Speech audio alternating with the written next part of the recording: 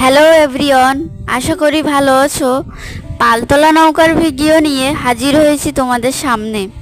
আমার চ্যানেলে আমি মাঝে মধ্যে অঙ্কন ভিডিও আপলোড করি। যদিও আমি ভালো ছবি আঁকতে পারি না, তবে ছবি আঁকতে আমার খুবই ভালো লাগে।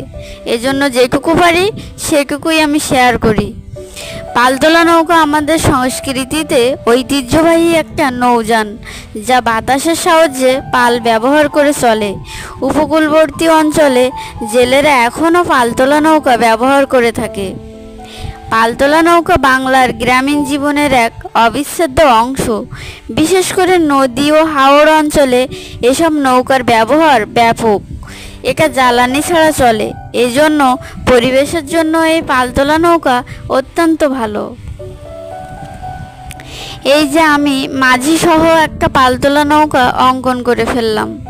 পালতোলা নৌকার রং সাধারণত উজ্জ্বল ও দৃষ্টিনন্দন হয়ে থাকে, যাতে করে নৌকাটি সহজে চোখে পড়ে এবং সজীবতা প্রকাশ পায়। আমি আমার পছন্দ মতো লাল হলুদের কম্বিনেশনে রঙের কাজটা করে ফেললাম। তোমরা তোমাদের পছন্দ মতো রঙের কাজটা এখানে করতে পারো। এখানে আমি পালের রং প্রধানত লাল হয়ে থাকে এবং যেহেতু দৃষ্টিনন্দন হবে, তাই আমি পালের রংটা লাল করে দিলাম এবং নৌকার উপরের অংশটা হলুদ রঙের করে দিলাম।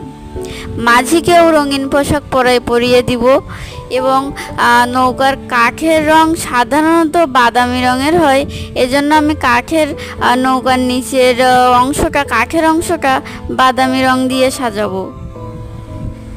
আমার ভিডিওটা ভালো লাগলে অবশ্যই লাইক কমেন্ট করো। ধন্যবাদ।